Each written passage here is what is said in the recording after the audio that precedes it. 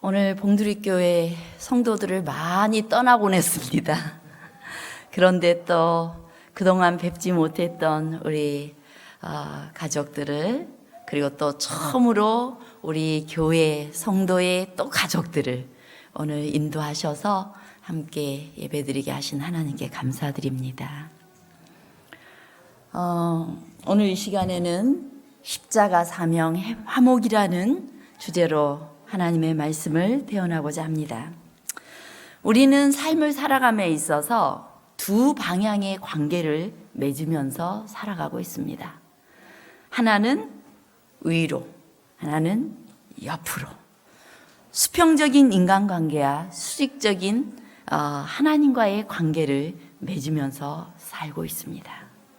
그래서 이 성경 말씀은 하나님의 율법인데, 이 율법을 정말 이렇게 딱 건져내면, 이 국수 가닥 건져낸 것처럼 건져내면 뭐일까요? 어떻게 살으라?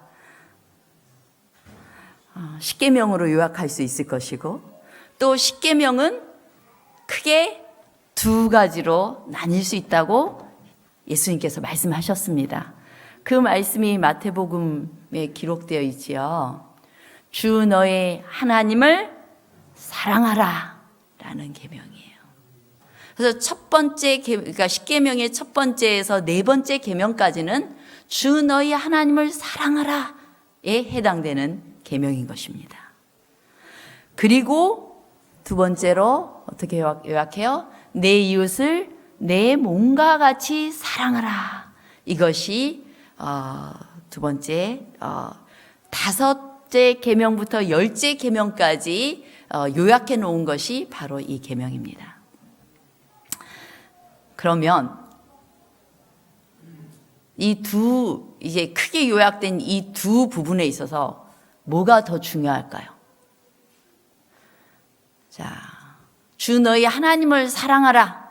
이것이 더 중요하다. 혹은 내 이웃을 내 몸과 같이 사랑하라. 이 계명이 더 중요하다. 지금 한번 시험을 먼저 보고 보겠습니다. 자, 첫 번째 계명이 더 중요하다. 주 너희 하나님을 사랑하는 것이 더 중요하다라고 생각하시면 손 한번 들어보세요. 유인아 집사님 아주 번쩍 손을 들었어요, 자신 있게. 예. 자, 아니다. 그래도 하나님을 제대로 믿는 거는 내 이웃을 내 몸과 같이 사랑하라니까 이 사랑하라는 것이 더 중요하다. 손 들어보세요. 예, 또 몇 분들이 손을 드셨어요. 안 드신 분. 제가 하나 더. 이 두 가지는 똑같다라고 생각하시는 분. 똑같다. 또 몇 분들이 굉장히 불편한 마음으로 계시다가 이 세 번째 안을 들으니까 좋아하시네요. 예, 똑같습니다. 100원짜리 앞면이 있고 뒷면이 있는데 어떤 면을 보면 여러분들이 이건 100원짜리다 하고 동전을 받습니까? 그렇게 인식합니까? 앞면과 뒷면 중에 뭐가 진짜입니까?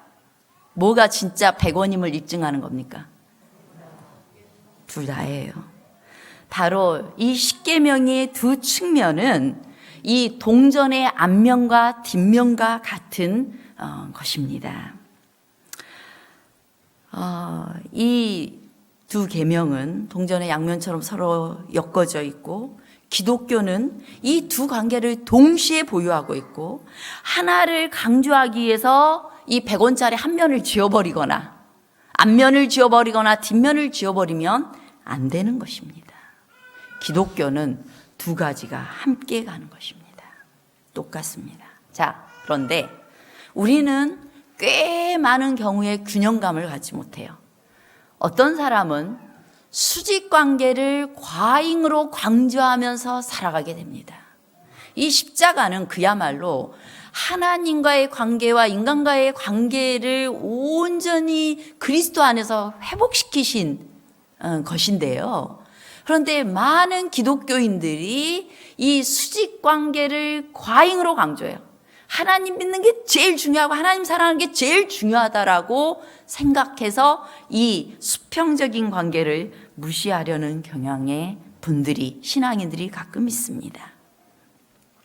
이 수직 관계를 과잉 강조하는 사람들은 어떻게 살아가요? 보통 이제 한마디로 신실한 분들이에요. 이분들이 경건한 분들입니다. 무슨 일이 있어도 내 목에 칼이 들어와도 나는 어떻게 한다? 하나님의 말씀이라면 내가 절대로 타협하지 않는다. 꺾이지 않는다. 우리 가족들이 뭐 어떤 상황에 처해 있는데 내가 안식일이어서 절대 안 된다. 뭐 이런 경우도 있어요. 그리고 또, 내가 옛날에는 이렇게 술 마시던 친구, 뭐 이런 친구들이 있었는데, 그 친구들하고 사귀다 보니까 자꾸 뭐 하게 돼? 자꾸, 이렇게 세상 이야기를 많이 하게 돼. 그래서 나는 신앙을 하면서 딱 그분들하고 관계를 끊어버렸다. 어때요? 잘한 거예요? 자랑처럼 이야기하시는 분들이 있어요. 그래요. 우리 이 교회 안의 식구들이 더 한 가족 같아서 내가 우리 친척들하고는 별로 연락도 않고 지낸다. 잘한 거예요? 음식점을 갔는데 우리가 다 주문을 했습니다. 자, 그 국물에 돼지고기 빼주시고 조개 빼주시고 빼달라고 했어요. 그런데 떡하니 깜빡 잊고 뭐가 딱 나왔어요. 어떻게 하십니까? 우리는 이거 안 먹는다고 했잖아요. 다시 해주세요. 혹은 화를 낸다거나 그것도 기억을 못하냐고. 여러분들 어떻게 하십니까? 이럴 때 맛있게 무조건 잘 됐다 해서 맛있게 드십니까? 이 맛있는 걸 기회다.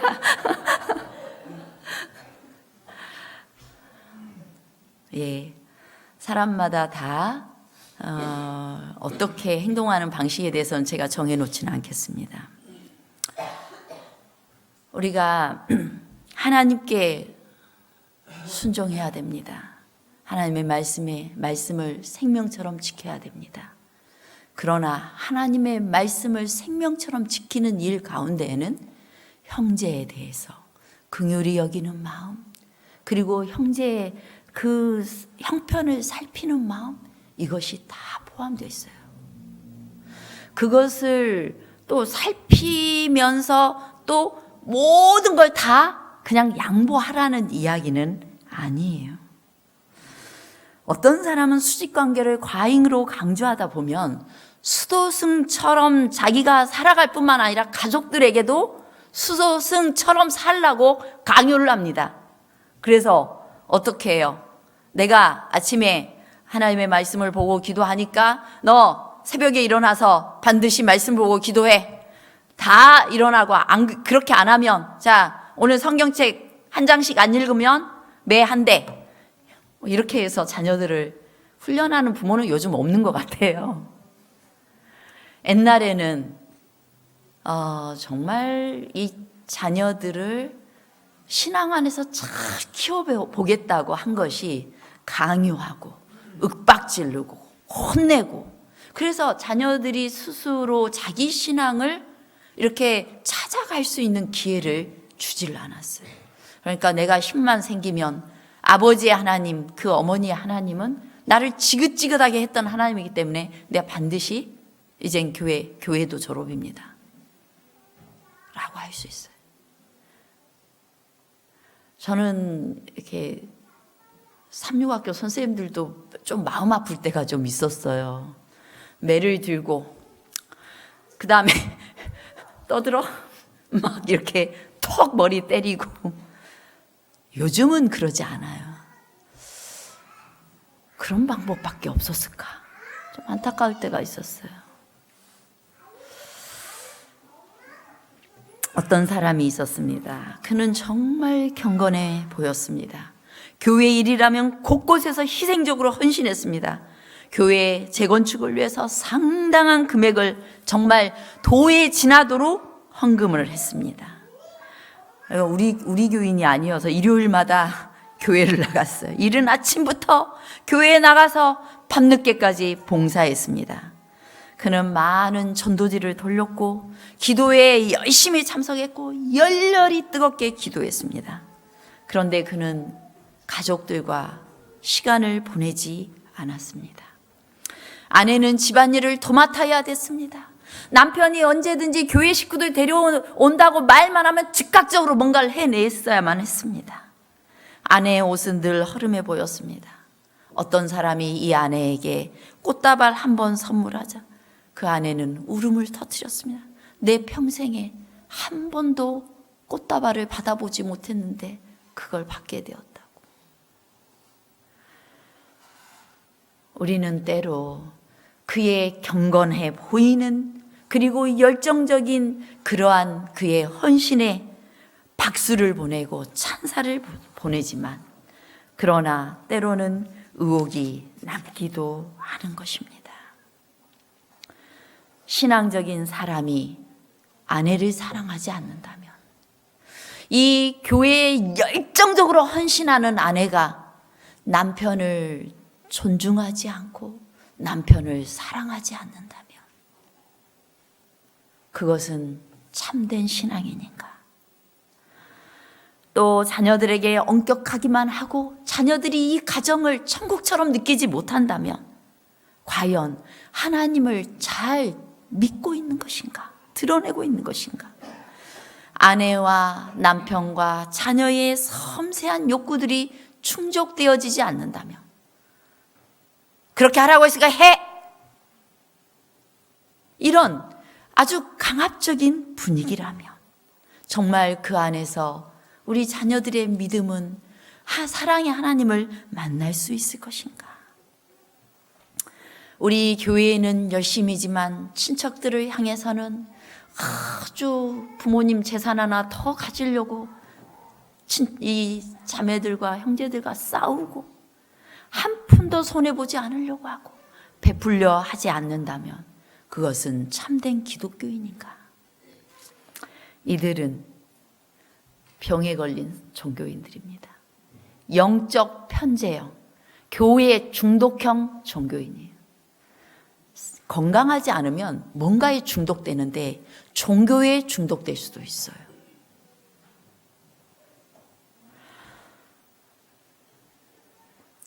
그들은 인간관계의 즐거움과 행복을 신앙생활의 적인 것처럼 느낍니다. 누군가 연약한 가운데 있을 때 아유 예수님도 아셔 이렇게 토닥토닥 해주는 거를 결코 보지 못하고 하나님께 순종해야지 이렇게 말하는 많은 분들의 마음에 사랑이 없어요. 이것은 너무 한쪽으로 편제되어 있는 것입니다. 이런 분들은 이런 가정에서 자라다 보면은 참된 행복을 맛보지 못하고 하나님의 형상에 대해서 알지 못하고 그들은 때로 시민성 질환을 앓게도 되는 것입니다. 인간의 마음은 따뜻함과 친절을 갈망하는 거예요. 자, 이런 식으로만 신앙생활을 하면 안 돼요. 우리가 이제 명절을 맞이해서 우리 가족, 우리의 친척에게 어떻게 해야 될 것인가를 생각해 보면 수평적인 관계를 과잉 강조하게 되면 육체적 기능 종교인이 되는데요. 수평적 관계를 과잉 강조하는 사람들 어때요? 내가 그 사람과의 관계를 위해서라면 그냥 다 하나님 뜻도 팽개 쳐놓는 거예요. 아유 오늘은 우리 식구들이 다 오니까 하나님 오늘은 봐주세요. 오늘 자녀들이 와가지고 교회 못 갑니다. 이해는 인간적으로 이해가 돼요. 그러나 온 가족들이 최선을 다해서 정말 가족들을 따뜻하게 하지만 그러나 하나님의 나를 찾는 것 그늘 만약에 그렇게 하면 누가 서운해 하시겠어요? 우리의 진짜 아버지 누가? 진짜 아버지 하나님이 슬플 거예요. 내 자녀가 오늘 안식일에 정말 큰 명절 중에 명절인 안식일에 이전에 나오기를 바라는데 못 나왔구나. 기다리고 계실 거예요. 현세의 생활에만 치우쳐 살게 될 때 우리는 또 다른 위험에 처합니다. 어떤 사람은 참 좋은 사람들이 있어요. 남을 위해 봉사 잘하고 사람들하고 잘 어울리고 그러면서도 하나님과의 개인적인 관계를 게을리할 때 이 사람은 성격도 좋아서 누구 부탁도 거절하지 않고 교회 일도 열심히 해주고 호호하하 하면서 그 사람이 가면 분위기가 좋아지고 그 다음에 또 교회 뭐 김장일 무슨 일 다 와서 분위기 메이커하고 그렇게 살아요. 관계가 좋습니다. 그런데 이 사람들은 좋은 사람, 법 없이도 사는 사람, 열심히 봉사하는 사람이 될 수 있어요. 그런데 사랑은 하나님께 속한 것인데 참된 사랑이 아닌 그냥 그게 좋아서 그렇게 하는 거야. 남한테 나눠주는 게 좋아서 나눠주기도 잘하고 이렇게 하는 거예요. 그런데 정말 이 수직적인 관계를 소홀히 하면서 그렇게 인간관계를 해나가면 한계점이 쉽게 드러나는 것입니다. 우리 자녀들에 대해서 그래 너희가 선택할 때까지 너희가 하는 대로 다 해봐라. 돼지고기도 먹어보고 이것도 먹어보고 그냥 다 먹을 만큼 먹어보다가 그 다음에 니네들이 하나님 선택을 꽤 일리 있어 보여요. 괜찮아 보여요. 자기 하나님을 찾아가도록. 그런데 그렇게만 방치해 놓는 방식은 결코 하나님의 방식이 아니에요. 우리가 자녀를 진짜 사랑하면 어떻게 해요? 이 아이에게 위험한 거, 그 다음에 좋지 않은 것에 대해서는 충분히 자녀에게 설명하고 그것을 진짜 위험해서 치명적인 것은 하지 않게 합니다. 그러나 한번 경험해보고 스스로 안 하도록 선택할 수 있도록 할 수 있는 분야 있죠. 불이 무섭다 뭐 이런 것들은 살짝 되기 직전 살짝 만져보게 한다거나 이렇게 해서 스스로 조심할 수 있도록 도와줘요.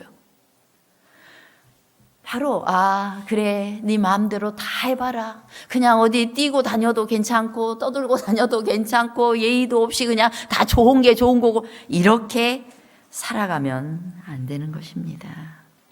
또 내가 신앙하는 방식에 있어서도 옆 사람하고 오늘 뭐 나들이 가는 날인데 동네 사람하고 사귀는 것도 얼마나 중요하냐고 안식일이 나들이 날 우리 친목회 날인데 어쩔 수 없습니다. 하나님 잠시만 저 이 사람들하고 잘 사귀어가지고 하나님께 인도할게요 하면서 가는 거.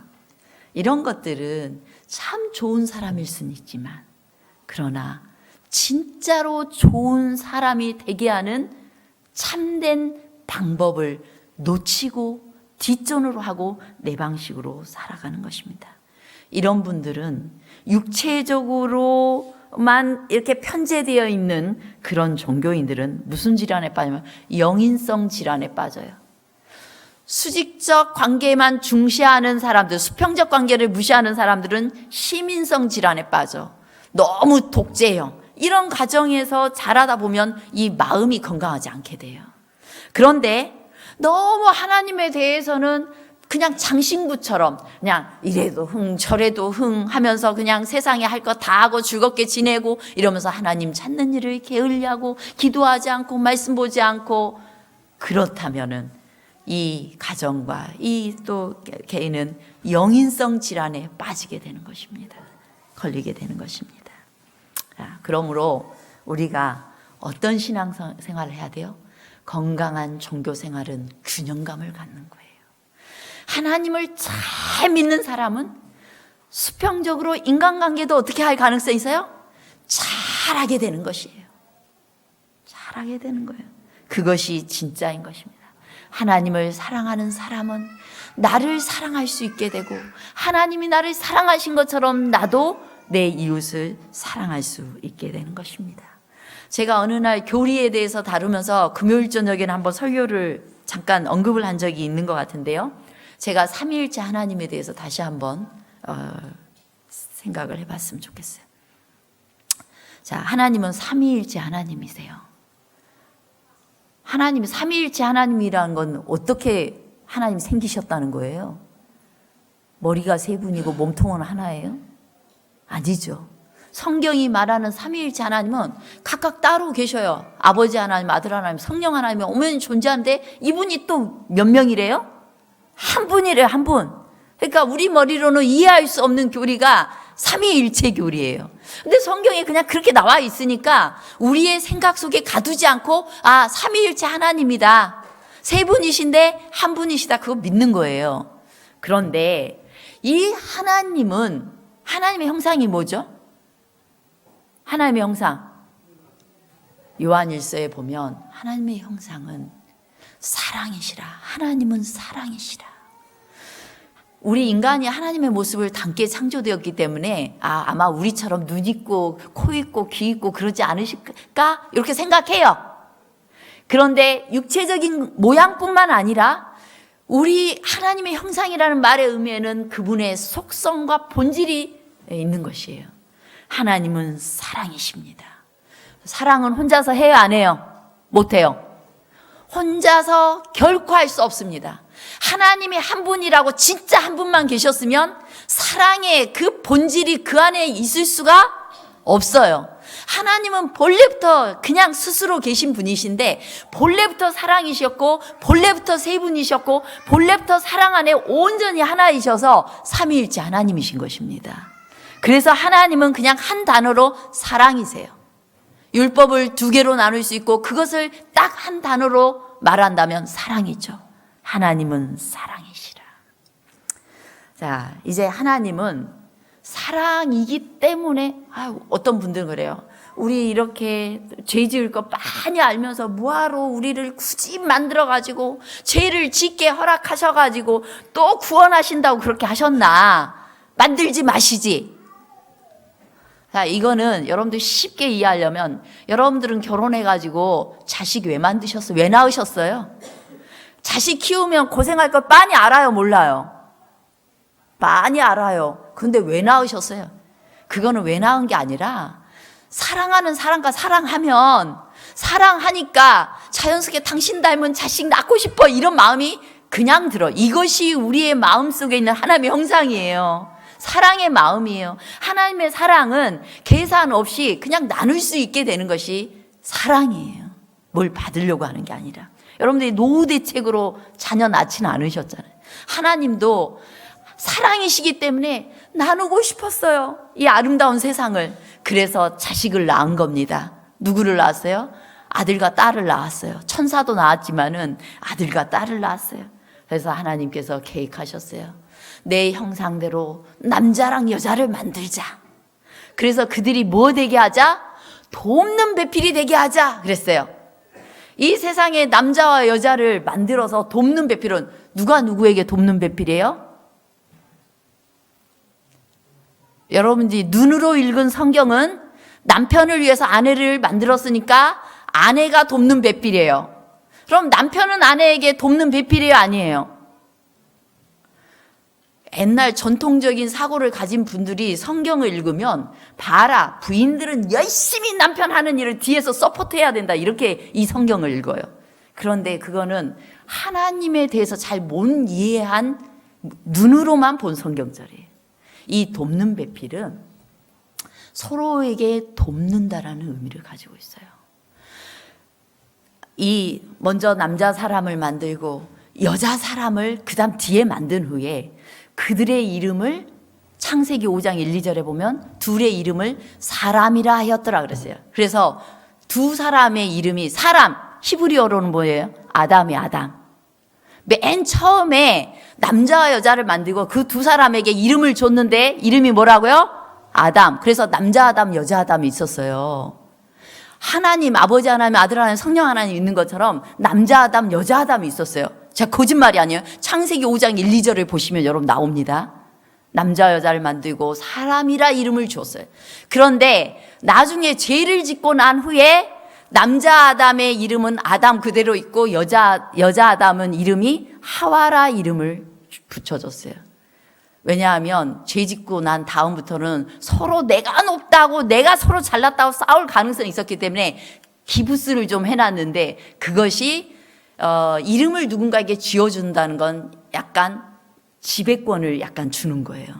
그래서 임시 방편으로 여자들이 남편에게 복종하고 잘 순종하면서 살아라 이렇게 기부스를 해놨어요. 그랬더니 이제 남편들이 가부장적인 남편들이 얼씨구나 하고 이 말씀을 너무 좋아하는 거야. 그래서 복종하라 했으니까 이 아내들은 남편에게 복종하라고 이야기를 해요. 그런데 여러분, 그건 또 성경을 너무 잘못 이해한 거예요. 우리가 하늘 갈 사람이에요? 이 땅에서 영원히 살 사람이에요? 하늘 갈 사람이에요. 그래서 원래 에덴으로 회복이 우리의 목표예요. 그래서 예수님께서 이 땅에 오셔서 모든 제도, 상정과 노예 제도, 남자와 여자, 이 모든 것들을 다 어떻게 해요? 수평적으로 평등하게 다시 회복시키신 것입니다. 너희 고통스러운 삶을 내가 눈물을 닦아주고 회복시킨 거예요. 그래서 예수님을 안 사람들은 우리 가족관계 속에서 서로를 도우면서 서로를 세워주면서 사랑하며 사는 것이 바로 에베소서 5장 6장에 있는 관계예요. 남편은 아내를 자기 목숨처럼 사랑하고 아내는 남편을 죽게 하듯 존중하고 순종하고, 그 다음에 부모는 어떻게 하고 자녀를 노엽게 하지 말고, 자녀는 무조건 자식을 지배할 수 있어요? 부모는? 자녀들은 무조건 아버지 말 안 돼도 들어야 돼요? 아니요. 그런 관계가 아니라 자녀의 말을 충분히 들어주라는 거예요. 노엽게 하지 말라는. 부모는 자녀를 노엽게 하지 마. 자녀는 내 부모가 나에게 형편없는 자녀였으니까 아무렇게 대해도 되지 않습니다. 이유가 되지 않아요. 무조건 부모를 존중하는 것입니다. 그것이 바로 예수님께서 회복하신 우리의 관계들이에요. 종과 상전이 오늘날에는 고용주와 고용인이 있어요. 그러면 피고용인인데 그 사람들은 어떻게 돼요? 우리 다 하나님 안에서 특히 한 교회에 다니는 고용주와 고용인은 더 조심해야 돼요. 피고용인은 정말 최선을 다해서 죽게 하듯 충성스럽게 고용주를 향해 하는 것입니다. 그것이 하나님의 명령이에요. 대신 고용주는 어떻게 하대요? 피고용인에게 그를 형제를 대하든 최선을 다해서 대하는 거예요. 바로 이러한 그 가장 이상적인 것을 우리에게 주시고 그것을 위해서 서로 예의를 갖추면서 예수님의 마음으로 살아가도록 주님께서 다시 회복시키신 것입니다.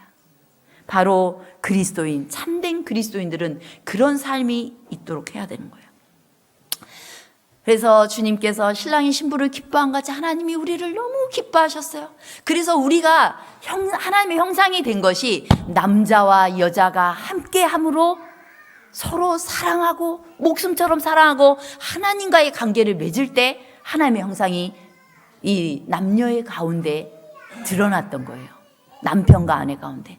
그 다음에 하나님께서 이 남자와 여자가 사랑하면 부모와 자녀 관계를 맺게 했어요. 생육하고 번성하라고 해서 부모와 자녀 관계를 맺으시고 서로 어떻게 하라고 했어요?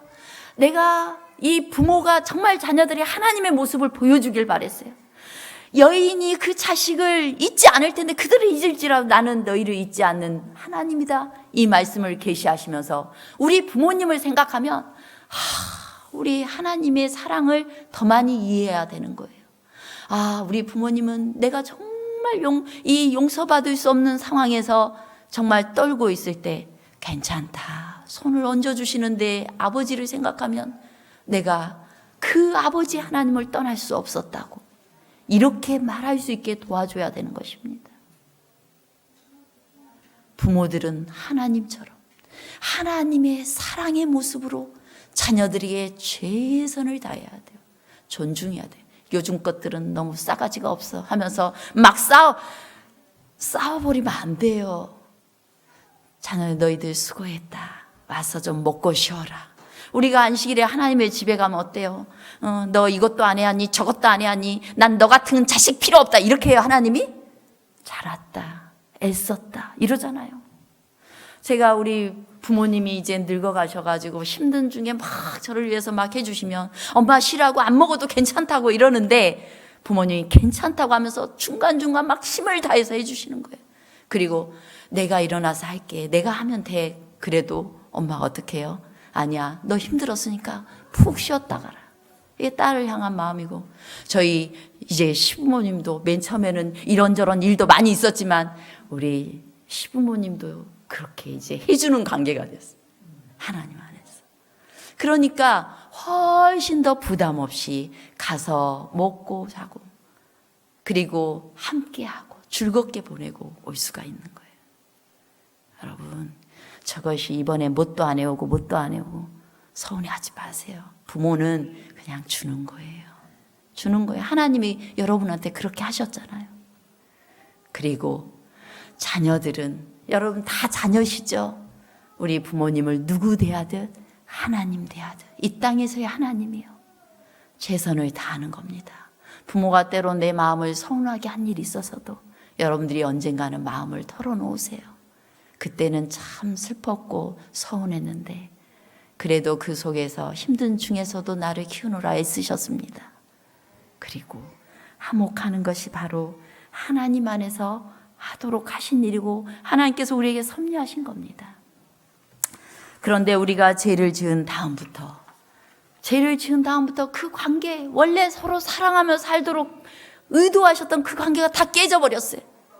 그리고 이제 이 아담이 여자를 위해서 선악과를 이 선악과를 먹으면 자기도 죽고 부인도 죽는 걸 알았어. 그런데 이 아담은 무슨 마음으로 선악과를 받아 먹었어요? 사랑하는 아내 하와, 당신 없는 세상 나는 더 이상 의미도 없고 살 맛도 없고 난 당신 따라 콱 죽을 거예요 하면서 선악과를 받아 먹은 거예요.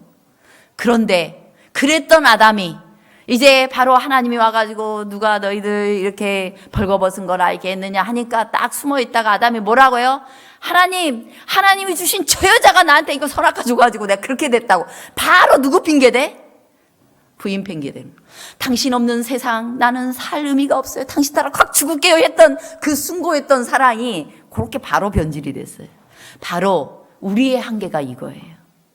하나님 안에 있지 않으면 하나님을 떠나서 사랑한다는 거는 오늘부터 부인 사랑해줘야지 결심해도 조금만 나한테 좀 서운하면 바로 부부싸움 일어나는 게 우리 관계예요. 그래서 하나님을 우리의 마음에 섬기는 것이 중요합니다. 그래서 맨 처음에는 좀 어설프게 잘 못 되더라도 자꾸 뉘우치고 회개하고 다시 하나님께 배워서 또 다시 사랑하는 법을 또 배우고 훈련하는 거예요. 그것이 이 세상이에요. 사단이 우리에게 자꾸 서로 화목하지 못하게 하고 쥐어뜯게 만들고 핑계대게 만들고 그렇게 해서 우리의 행복을 다 앗아가 버리려고 했어요. 그래서 사단은 도둑으로 왔어요. 우리 영원한 생명을 앗아갈 뿐만 아니라 우리를 멸망시키고 우리의 행복을 앗아가 버리려고 이 땅에 왔는데 예수님께서 어떻게 오셨어요? 양으로 오신 것은 생명을 얻게 하고 풍성히 얻게 하려는 것이다. 우리 행복하게 살게 하기 위해서 예수님께서 이 땅에 오셨다는 겁니다. 우리 모든 성도님들은 하나님께 신실한 그리고 하나님의 말씀을 통해 기도하는 삶을 통해 하나님이 나를 얼마나 사랑하는지를 날마다 경험하시기 바랍니다. 그 경험 너무 중요해요. 어떤 죄를 지어도 주님 앞에 나아가면 주님께서 나를 용서하시고 괜찮다, 잘 왔다 이렇게 말씀해 주시는 그리고 눈물 싹 닦아주시는 우리 하나님을 만나시기 바랍니다. 그 하나님 밑에서 하나님의 사랑을 배워서 우리 자식들에게도 잠시 화를 누그러뜨리고 그래 네가 더 괴로웠겠다, 애썼다, 잘했다, 사랑스럽다, 고맙다 이렇게 말해 주시기 바랍니다.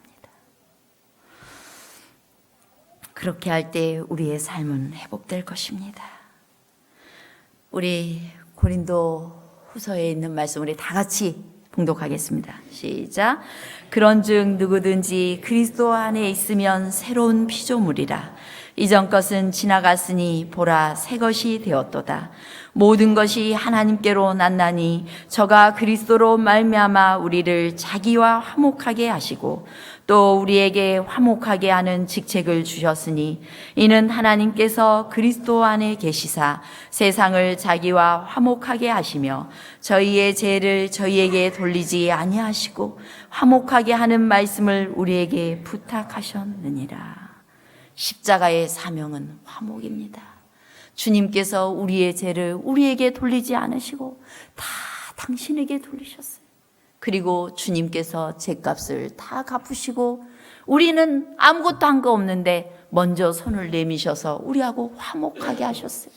우리 하나님은 죄를 싫어하시는 분이지만 주님께서 그렇게 죄를 당신에게 돌리심으로 우리와 하나님 사이를 연결시키셨습니다.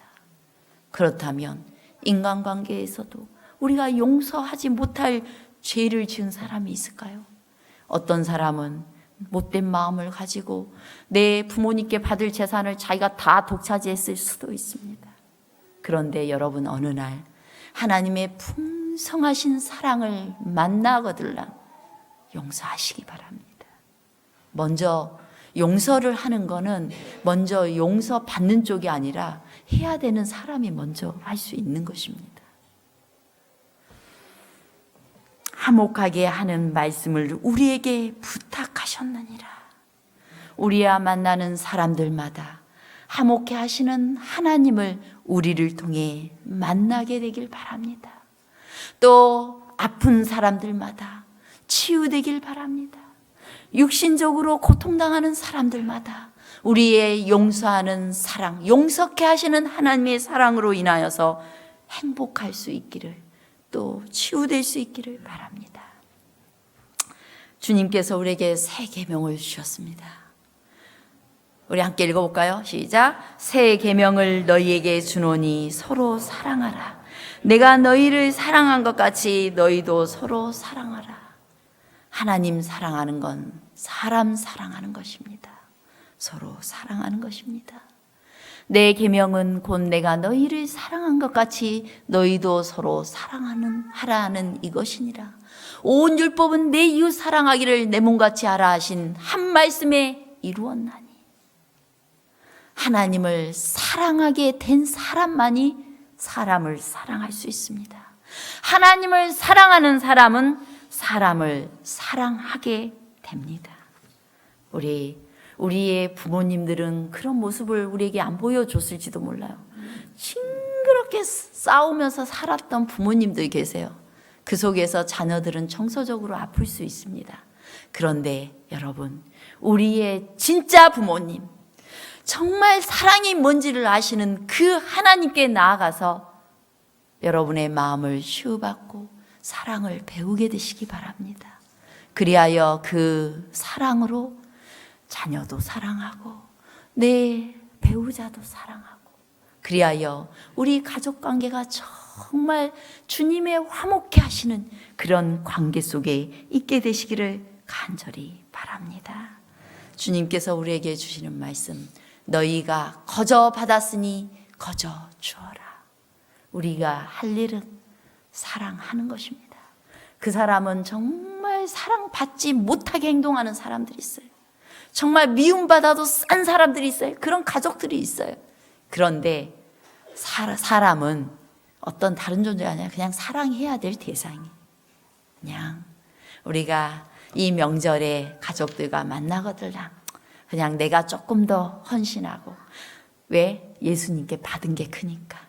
예수님께 받은 사랑 기억하면서 더 베풀고 더 손해보고 더 나누고 사랑하고 괜찮다라고 말해주고 당신은 좀 더 쉬시라고 이야기해주고, 그렇게 하면서 행복한 명절 보내시기를 간절히 바라겠습니다.